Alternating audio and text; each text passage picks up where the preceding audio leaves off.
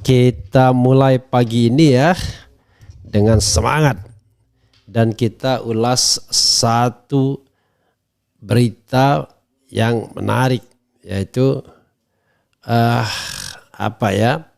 bocoran dari Tempo soal nominasi Anies Baswedan. Sekali lagi, ini bukan soal baperan atau tidak. Ini adalah soal bagaimana kita kemudian belajar dari pengalaman ini ya. Belajar dari sejarah. Dan kalau ingat tulisan saya Sobat R sekalian, kenapa RUU itu tidak jadi disetujui? Ada kesepakatan di belakang layar kan? Yang saya katakan, yaitu Anies tidak dimajukan. Coba ditampilkan itu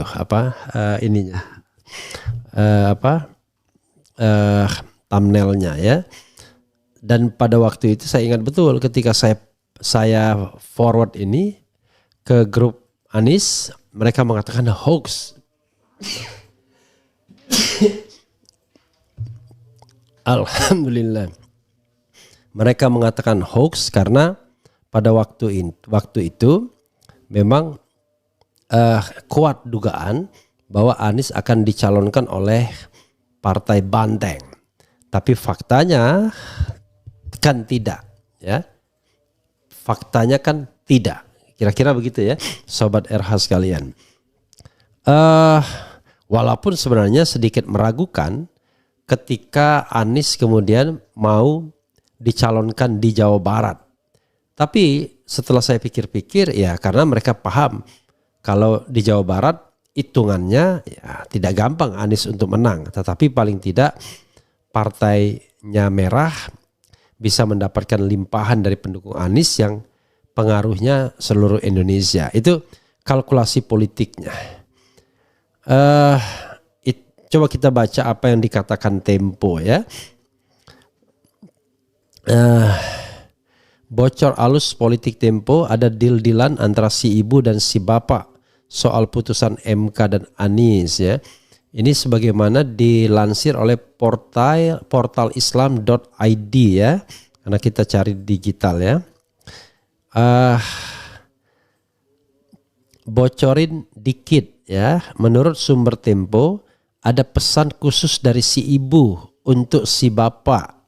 Pesan itu tiba setelah si bapak pulang dari acara penerbangan. Si ibu bilang Anies Baswedan nggak akan diusung. Ya, Anies Baswedan nggak akan diusung jika si bapak menyetujui putusan MK. Ya, jadi nggak salah juga ya. Kalau ini persisnya ya, menurut Tempo, menurut sumber Tempo ada pesan khusus dari si ibu untuk si bapak. Pesan itu tiba setelah si bapak pulang dari acara penerbangan. Si ibu bilang Anies Baswedan gak akan diusung jika si bapak menyetujui putusan MK. Intinya Anies jadi alat barter agar putusan MK tidak dihadang istana. Keputusan MK memang menguntungkan PDIP karena PDIP yang sebelumnya tidak bisa mengajukan paslon di banyak pilkada, tidak hanya Jakarta karena tidak cukup syarat 20% kursi karena semua partai sudah diborong istana. Setelah putusan MK maka syarat cuma 7 sampai dengan 10% sehingga PDIP bisa mengusung paslon walau tanpa koalisi di banyak pilkada. Keputusan MK sempat mau dihadang dengan dua cara, melalui DPR dengan revisi undang-undang pilkada atau melalui Perpu yang dikeluarkan Presiden. Upaya penghadangan putusan MK ini mendapat perlawanan dari demonstran. DPR akhirnya membatalkan pengesahan revisi undang-undang pilkada. Rupanya di balik meja terjadi deal-dealan bahwa putusan MK tidak jadi dihadang dengan syarat PDIP tidak mengusung Anies di Jakarta. Makanya yang diusung PDIP adalah Pramono Anung yang merupakan sekretaris kabinetnya Jokowi. Jadi baik RK maupun Pramono Anung ya sama saja orang titipan istana. Majalah Tempo edisi 53/29 cawe-cawe berlanjut di pilkada. Nanti kita lihat ya. Majalah Temponya ini ada di bocor alus ya, bocorin dikit.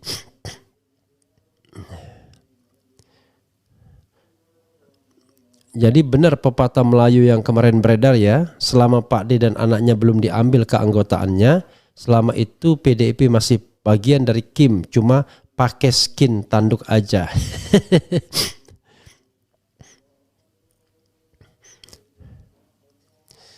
Ini ada berita ya, dia bilang Puan dan suami tersandra kasus ya. Ada yang bilang udahlah ngurusin partai melulu, pilkada melulu, siapapun presidennya, siapapun gubernurnya, yang penting Indonesia aman, ekonomi naik, harga-harga bisa terjangkau, tidak terjadi krisis lah. Mau buka usaha lancar, gaji karyawan, buruh, PNS, TNI, Polri naik, inflasi tidak terjadi, nggak penting siapa yang mau jadilah, caranya udah gitu biarinlah, yang penting rakyat sejahtera. Pikiran lo cuma makan sama mengkenya, otak lo ada di hutan. Ya udahlah ya, nggak usah saling menghina. Jadi ya nggak bisa juga kita kemudian jadi pragmatis ya. Itu ibarat kemudian kita mau menang, udahlah yang penting menang, bagaimana caranya, tapi tidak mau latihan, itu sama aja, namanya pengen shortcut ya. Tidak bisa kita serahkan begitu saja. Jadi sobat era sekalian, saya sudah katakan ya, ketika RUU Pilkada itu tidak jadi disahkan atau disetujui ya oleh DPR, maka memang pertanyaannya kok bisa begitu, tidak disetujui, padahal tidak ada ceritanya yang namanya istana tunduk pada aksi unjuk rasa.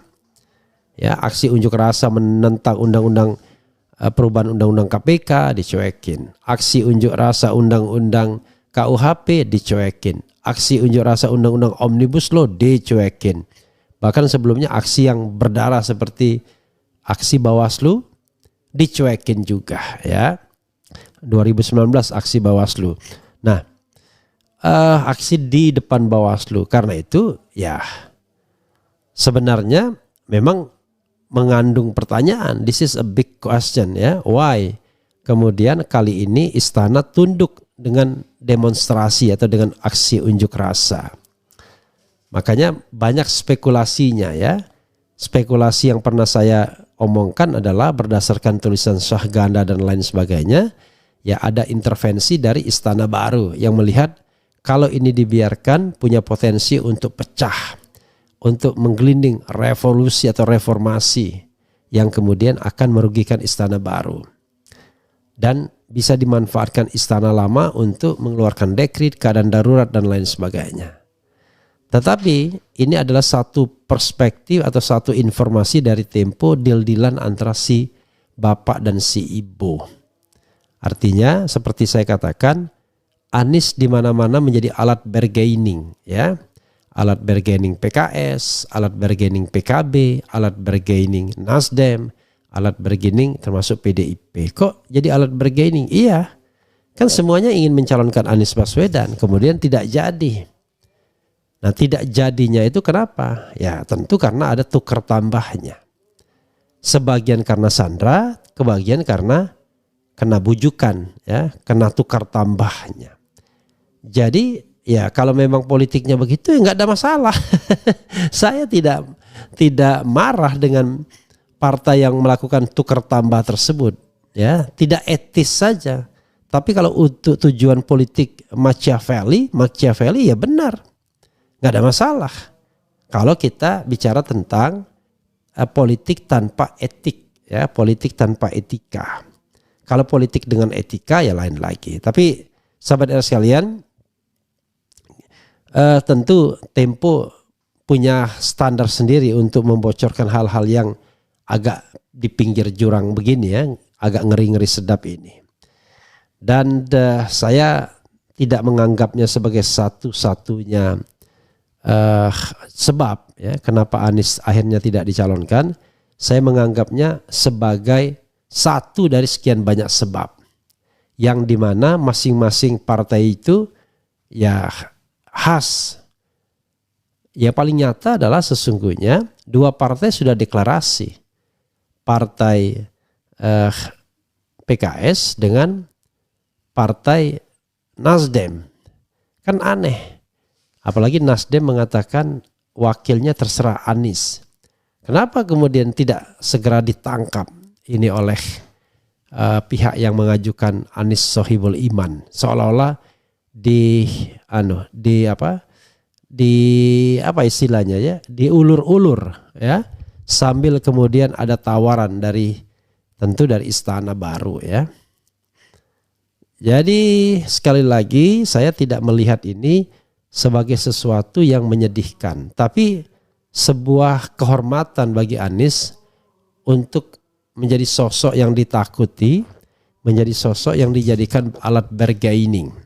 Karena itu agar tidak didagangkan lagi dalam tanda kutip, ya bangun stream sendiri, arus sendiri, partai sendiri biar tidak didagangkan, biar punya kekuatan. Tapi sekali lagi kekuatan tersebut tentu kekuatan yang tidak didasarkan pada kalkulasi jangka pendek. Misalnya sekedar mendudukkan Anies di 2029. Karena kalau mendudukkan Anies di 2029 itu perjuangannya masih ada ya. Ya seperti yang dilakukan oleh Titi Anggraini dan Hadar Gumai, kalau judicial review-nya dikabulkan maka ada peluang. Tapi kalau judicial review-nya tetap, maka kita tahu bahwa hanya 8 partai di istana hari ini yang punya standing untuk mengajukan calon presiden, dan ini nggak benar ya, nggak benar pastinya.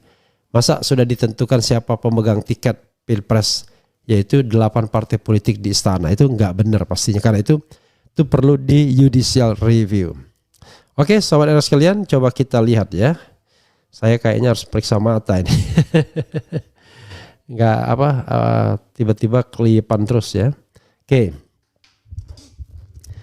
Assalamualaikum Bang Refli, Taiwan hadir. Ini sambil olahraga. Saya juga sambil olahraga ya. Yang setuju Pak Anies bikin partai, kumpul di sini subuh dan live aja nih Bang. Ya yang penting sudah subuh kan. Baru nonton ya. Iya, dia orang baru, kemarin nanya something nyasar terus. Apa maksudnya? Betapa sangat berpengaruhnya Pak Anies di negeri ini, luar biasa Bung Anies, salut. Kim, koalisi impian Mulyono. Siapapun calon gubernur Jakarta orangnya Mulyono, maka cobloslah semuanya. Pak Hera, semua udah terjadi, apa yang terbaik ke depan? Maaf, sayang kali kalau sekelas Anies tidak ada di ranah politik ke depan demi Indonesia maju dan sejahtera. Ya saya sudah katakan, ya Anies harus membuat stream sendiri, arus sendiri ya, aliran sendiri, dan itu ya mungkin kita akan mendengarkan sebentar lagi, entah berapa hari lagi, ada upaya untuk membuat partai baru ya, sebagai bagian dari alat perjuangan ya. Kemudian berarti Pak Anies hanya dijadikan alat barter saja demi PDIP bisa mencalonkan kader-kadernya di pilkada daerah. I don't know exactly ya. Bung RH tetap semangat dan sehat selalu. Zolim penzolim akan saling membuka atas kezolimannya. Ya Allah, lindungilah orang-orang baik di negeri ini. Menurut saya malah harusnya bersyukur Pak Anies tidak diusung saat ini, karena nanti beliau dikeroyok sana sini dan di framing kalau diusung saat ini silver balon. Ya kan saya sudah mengatakan berbaik sangka kepada Allah Subhanahu wa taala ini adalah hal yang baik ya. Kemudian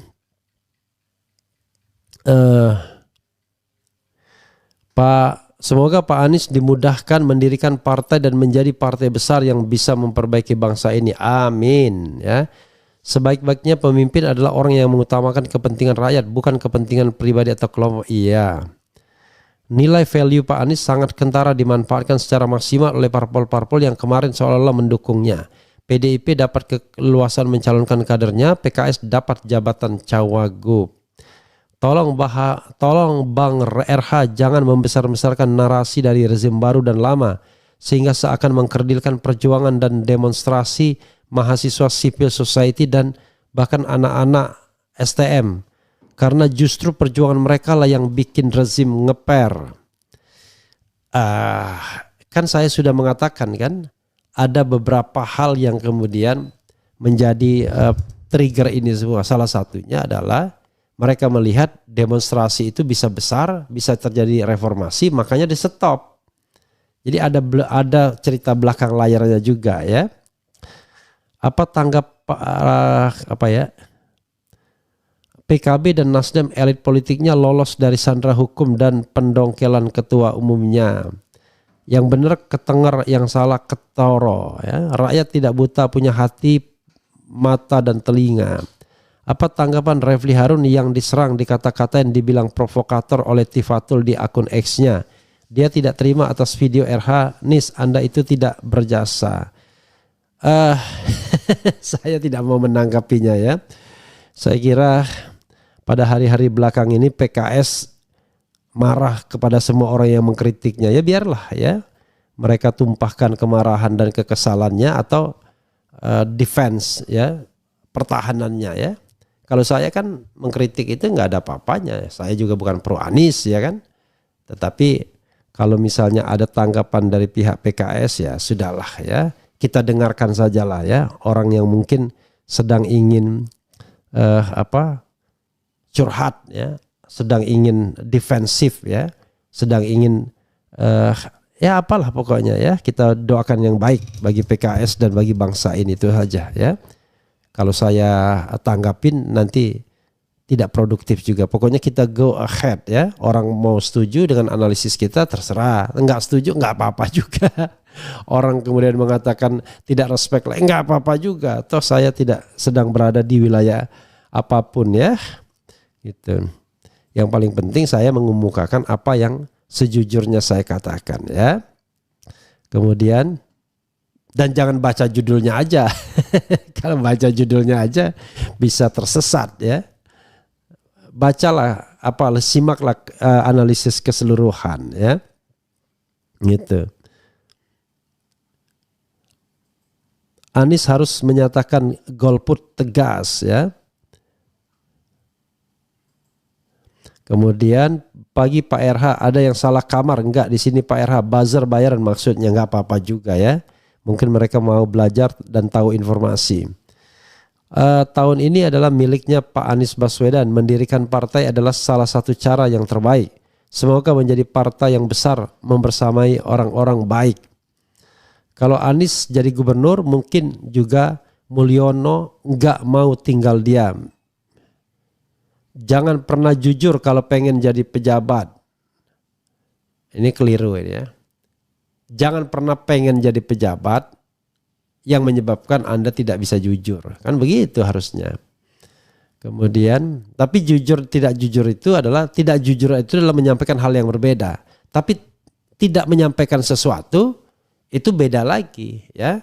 Kalau misalnya kita diam saja itu bukan berarti tidak jujur, tapi kita sedang bersiasah ya, tidak semua hal harus kita sampaikan. Dan memang begitulah. PKS ketakutan kalau Pak Anies buat partai karena pendukung PKS 95% akan lari ke Partai Perubahan.